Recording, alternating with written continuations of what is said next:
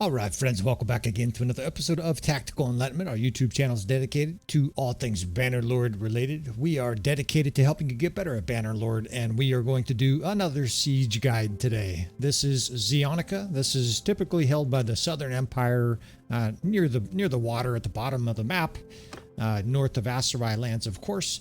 And we are going to have a siege where we're outnumbered 3-1 here, and we're going to give ourselves the additional disadvantage of having militia, which is very often the case when you're in siege, right? You're going to have militia, so sometimes it looks like you're only outnumbered 3, maybe 4-1, but it's actually much worse because you have weaker troops. Now, as was usually the case with these series, we're going to let the sergeant show us what not to do here. We're going to study the landscape a little bit, study the beauty, actually, of this majestic game.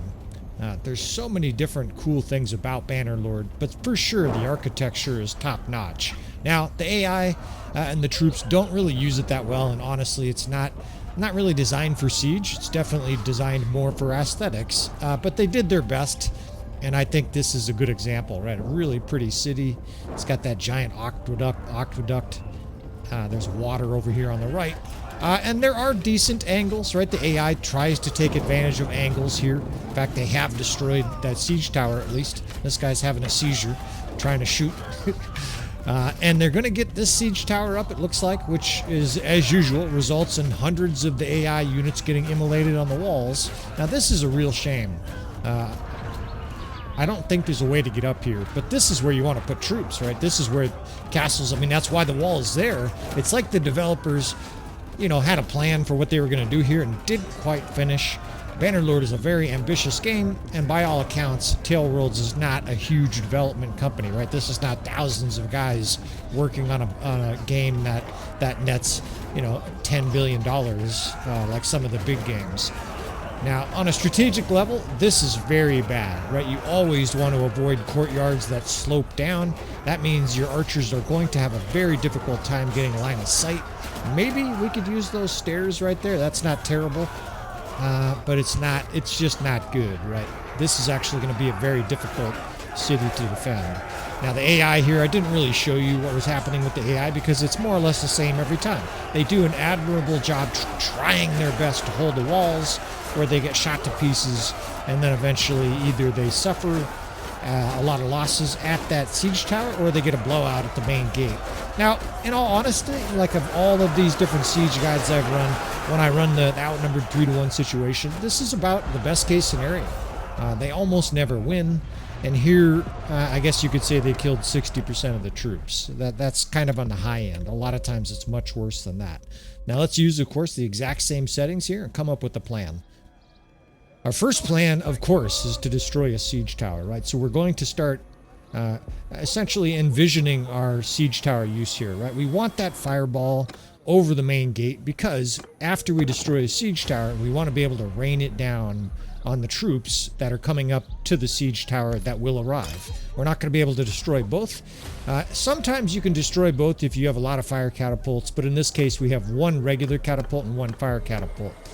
Now, the first division will guard the gate. I'm not optimistic about this, right? Because there's sort of spare space here in the courtyard to set up archers. It's going to be a major challenge, to say the least. Now, second division is a javelin division, but honestly, they're just an auxiliary square. Fourth division will be a weaker square, and I'll typically have them guard one of the ladder wells. And that, by putting shields on the first, third, and fourth division, that means the third division, as usual, when I have these siege defenses, is shock troops, right? Mostly guys with pole arms. We'll use them as an attack division, and unfortunately here, because of those little flags, I can't actually put them where I want. So, we'll have to put that second division there after the battle starts. Not sure why those limitations are there, but there they go. The 7th and 8th division I like to specialize, especially with the Imperials. What I'll do is I'll select one of the divisions to have high-level troops and the other one to have shields. The reason I do that is that way those archers can be given a prioritized spot. In other words, a location where they're going to do maximum damage. Now, behind the gate like this also benefits because you can have these guys add to the square, right? If the square is getting beat up, you put a sergeant crossbow in there, he's going to do just fine. In fact, you could argue he's better than a lot of infantry at holding a square. Guys do ask, you know, should you say hold fire? Yes, that's a good question, right? If you got a square and you're adding crossbow, tell them to hold fire, right? That way they're not trying to shoot and then they get smashed by some attacker. Yeah, 5th Division over there, they can cover both the siege tower if it arrives, right? And that ladder well over here, the 6th Division, nice and spread out. And this distance, I try to highlight this to you fellas, that's like the minimum distance between the square and those archers. In fact, it'll be interesting to see. Those guys may get attacked. I've mentioned it before, but basically the AI aggroes at a certain distance. Now I'm going to put that 2nd Division up on the walls, but I can't until the battle starts. What I'm actually going to try to do is put units on this stairway here. We'll see if we can't make that happen once the battle starts, and then of course it's hurry to the siege tower, siege weapon rather, and try to blow up that our siege tower here. And try to get up there in a hurry, destroy that right siege tower, and this siege should be much easier.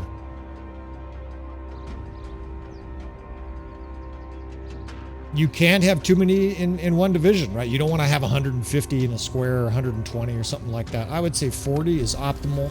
If they're weaker troops, do 60 or 70, or in this case, if you don't think you can support them very well, 50, 60 is okay also.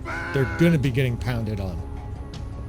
And look at our angles. This is just not good angles, right? I just don't like the angles I see here at all.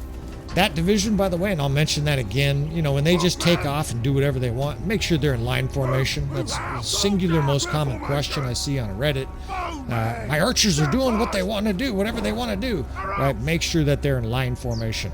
They can actually be in many formations, but your archers should be in spread or line formation. If they're in the original formation that the game starts with when you enter a siege, they will oftentimes just go do whatever the hell they want, right? You want to control them. Now, they are shooting at the other siege tower, but I still think it makes sense to fire at this one on the right. We'll be able to pound the guys at the gate. I can also do some killing here, right? We can flame some guys here.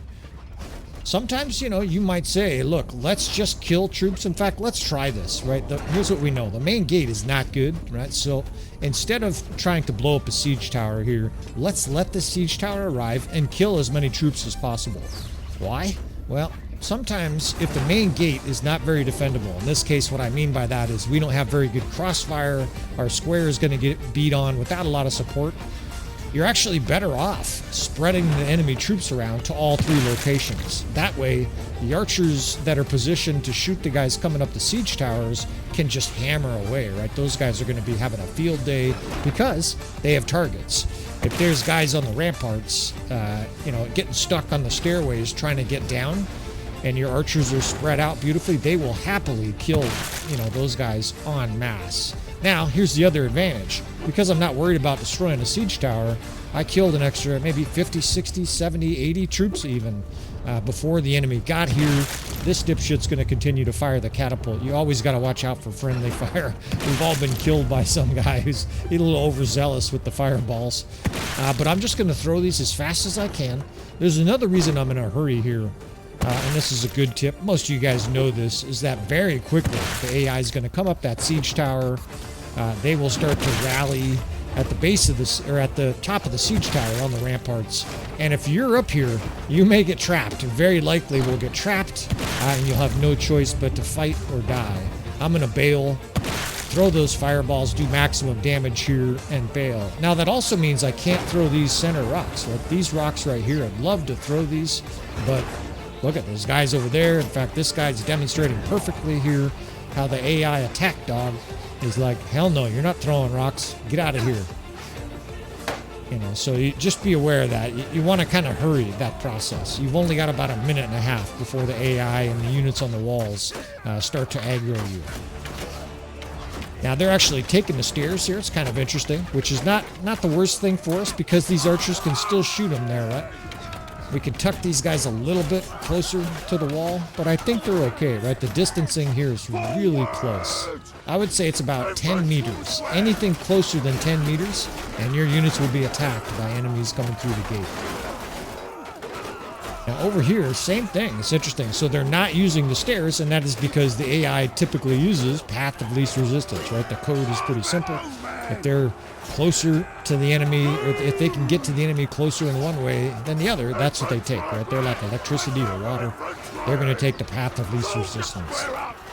Now these guys suddenly become extra, right? This whole division is just sitting here, so I can either steal from it or take the whole division. For now, let's just steal. And I've told you guys before, F3, F5, these guys come over here. They're holding their shield up because they're joining a square, right? So they kind of look stupid. They look paranoid, running with the shield with no threat. But that's what they're doing there. Up there, the square is really starting to wear out. In fact, that's just not going to last. So again, we got a couple different options, right? We can steal units and send them, or we can actually bring those archers down and try to hold that latter one. Now you see the square is being shredded, and there's just not a good option here, so let's use the 3rd division, right? We have this attack division that's mostly shock troops and other good infantry. These guys are going to have their backs turned as these shock troops now roar into action, right? A bunch of Navaliatons. The guys behind me are shooting, you know, they're doing a decent job too. Notice there's no threat over there, right? So we'll just borrow that whole square now. I mentioned that earlier. You can just take the whole square. Now this really looks sketchy, right? An experienced siege player knows right now that they're not doing great. The enemy's rampaging here. You're barely holding the gate here.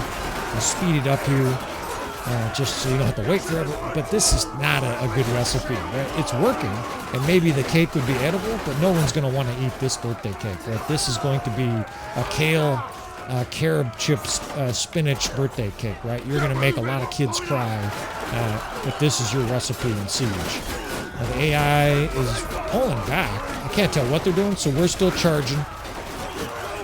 Now they're starting to send archers through, and our square is melting because it's getting shot.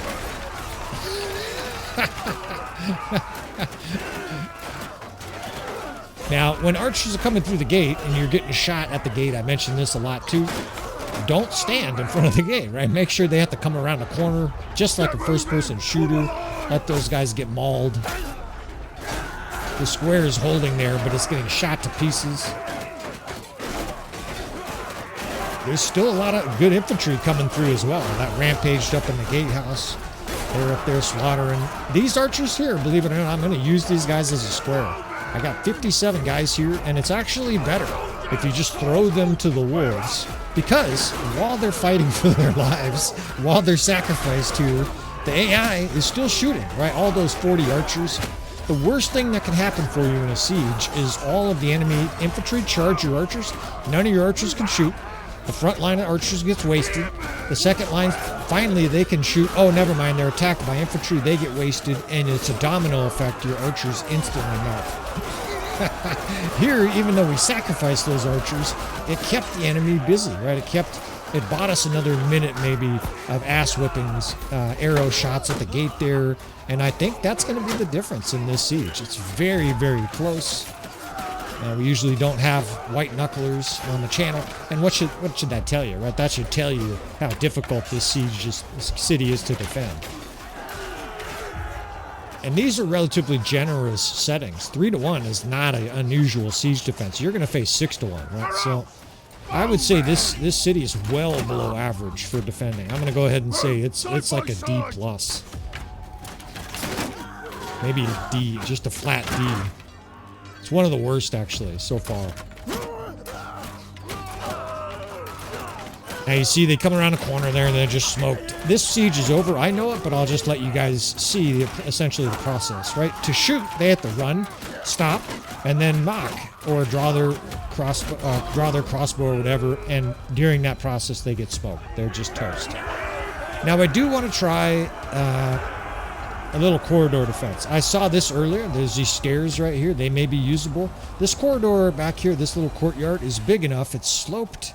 This is not optimal. I wish that was a little differently shaped, but we're going to try that, right? I like to give you guys alternatives, and every once in a while, we'll discover a gem of a defense where it's actually better than defending the walls. If you've never seen this before, well, I can't say it's going to work, but just see what we're going to do here, and then you can learn to experiment with these same kind of tactics in your campaign. Now, what I'm actually going to do here is give us less siege, so that in this situation, you'll be getting pounded on the walls. You're even more encouraged to not do a typical defense, right? It's basically an even harder siege. Now, I'm also going to put no troops at all, 0, up on the walls or down in the courtyard, with one exception. I'm going to have a little bodyguard division, and that is so I can dump that entire fireball, fire catapult, Greek fire, whatever you want to call it, onto the enemy before I fall back to help our men. So I am making divisions here. The 1st, 3rd, and 4th, again, those are going to be squares. That 2nd division will also be a square, but they're just going to be basically a personal bodyguard division. All right, we can put first, let's see here. Yeah, I think that makes the most sense. I like to use the same numbers every siege. Other guys like Strat Gaming Guide also recommend the same thing. You're going to want to have a custom, right? You're going to want to, your brain is going to have, oh, see, here, perfect example. I'm glad these guys are demonstrating it. See, they're just heading up. And if I take this 6th division and I point them back here and say, no, I don't want you guys doing that. See, the green arrows are kind of weird, and then they keep going. These fucking obstinate fucks. So you have to tell those guys line formation and then back, and they return like good little puppies. Right now, you may have to do that over and over again. And the reason is the default, as you enter a battle siege like this, the default archer setting oftentimes is scatter around, and that's what's happening. It's F2, F8, right? I almost never use it, but that's what's happening now. Now I'm going to set this up before the enemy even gets through the doors, right? If you're going to commit to this type of a siege, you don't want to do it while the enemy's pounding on you. It's not going to work, right? Unless you have a huge amount of troops. And of course, I can hear some of the guys saying, I've seen you do it. Wow, that's true. In very unusual circumstances, huge epic battles, maybe you can pull it off, but you're not going to be able to reliably pull this off while the enemy is zerging you and killing you, and men are screaming and shit like that. We're all prone to a little panic, right? Your men are, run, it's no use, right? The day is lost. Like, we're human organisms that are all prone to the same psychological weaknesses. And when our troops are weakening, you know, when they're routing, believe it or not, I bet it actually has a psychological effect on us. Now, I made a mistake here. For all my preparation, I didn't even look to see where the fire catapult was placed. So we're gonna chase it down over here. Hopefully not get shot to pieces. And we'll see if we can demonstrate this. Now, I'm still going to use that 2nd division, right? So this is what you do. You just put them at the base of the steps. That way they're protected in the guardhouse, right? They're not getting shot by archers. They are going to get shot on their way over here, right? That's because I was just not very... You hear them getting pelted down there. I was not very... well, I mean, I'm rushing through these, right? I try to save you guys' time and not spend forever on these little tutorials, and I was just a little bit careless here. Still, we adapt, right? And the 2nd division is now right beneath me. Meanwhile, I can just dump all of these, right? Again, you can start the timer right about now. We've got about 60 seconds before the enemy comes up here, right? Maybe 45 seconds. I did a little fast forward there. Now, these guys are going to stay up here on the fire catapult unless you throw all these balls. And that's an important point.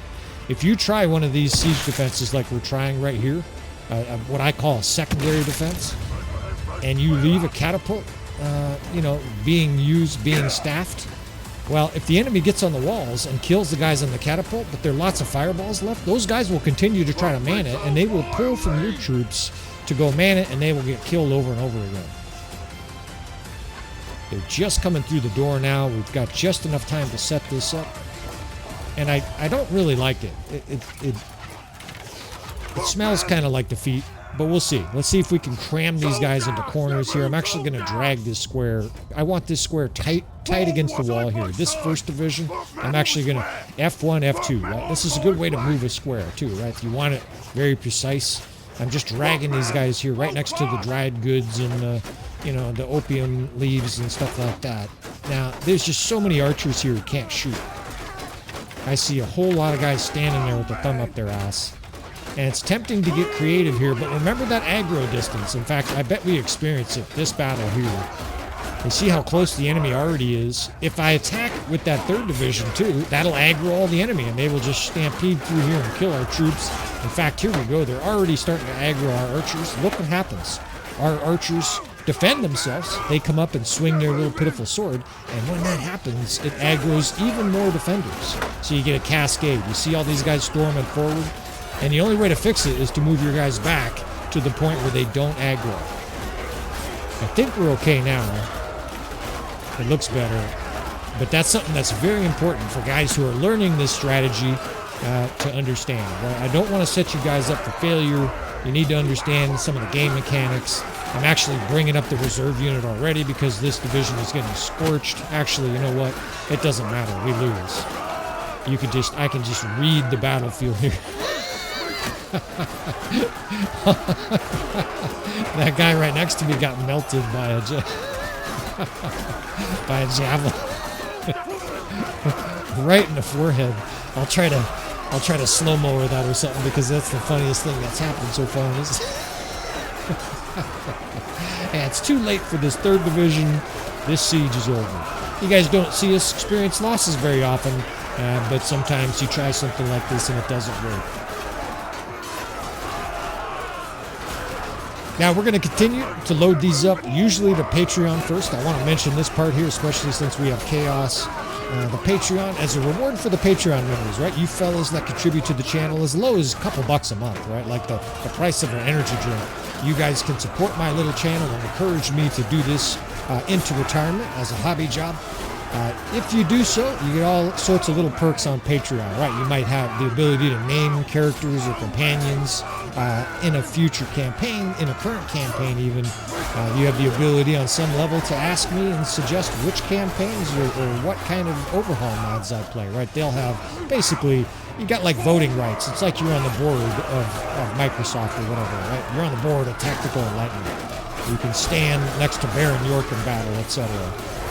The other advantage, though, you get is you get a lot of siege guides and a lot of other episodes before anybody else. In fact, I think there ended up being 10, 11, 12 episodes of the Valandian campaign, Baron York's escapades, sort of from the start, right? And that's Patreon exclusive only. So, you fellas, I'm going to go ahead and throw the names up in lights here of all the Patreon supporters and say, if you want to support me, if you want to join Tactical Enlightenment and get better at Siege,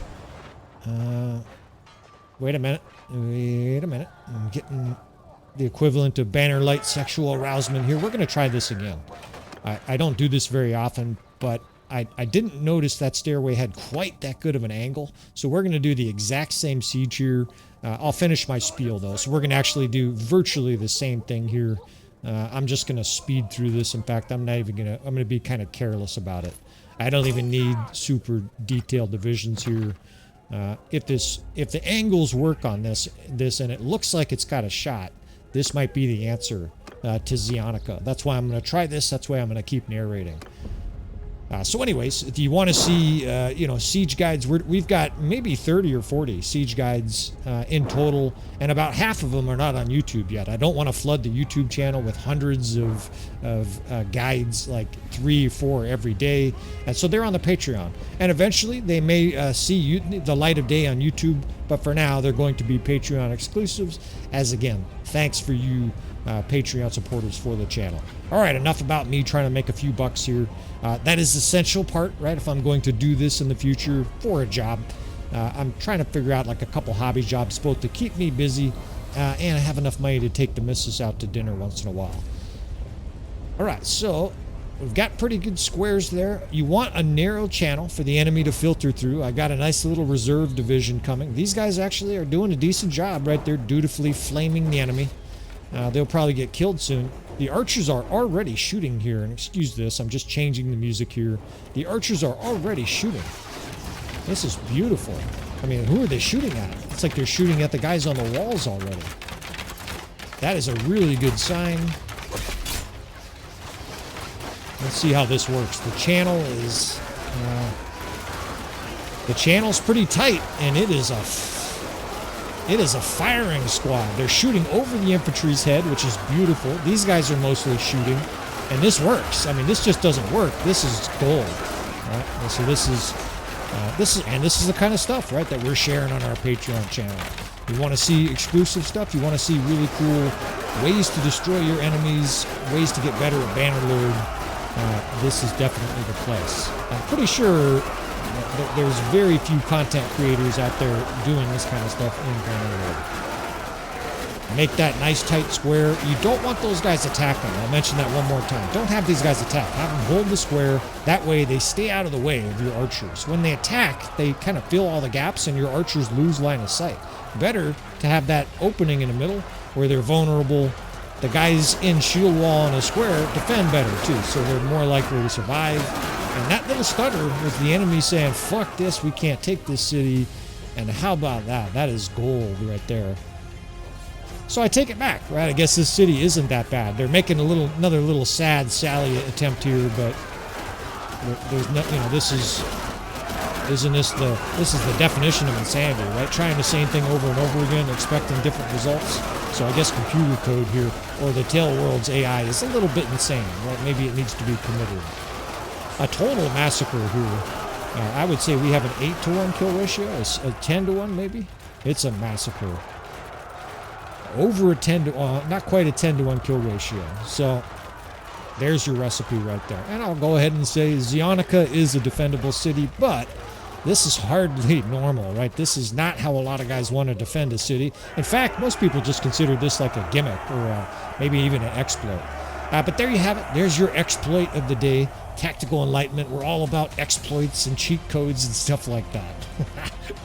Anyways, hopefully that helps you defend this beautiful city. Hopefully that gives you some ideas for keep defense, for battle. Indeed, that is a pillar defense. You can use very similar strategies to that in open field combat, right? This is not something that's exclusive to Siege. Some of the same fundamentals and principles apply to the open field. I've seen people use 2 or 3 squares to great effect. Although I like to have shield and shock, flanking, horse archers surrounding, a skirmisher division, etc. Maybe a little bit more effective, but I digress. All right, we're going to wrap this episode up. I hope you enjoyed this episode. Again, thank you to my Patreon supporters. Thank you to all you supporters, right? I don't mean to solo you guys out just because you're not chipping in a buck or two. Thanks all the support. Every single one of you has given the channel over the last year and 4 months or so that I've been live. I appreciate you fellas. Please subscribe with some more. We'll do some more begging here on YouTube. Please subscribe if you want to see more. Hit that like button on the way out. With all that said, I will see you next time, friends. Wait. That's not my normal exit. We'll do this right. With all that said, I will see you, friends, next time.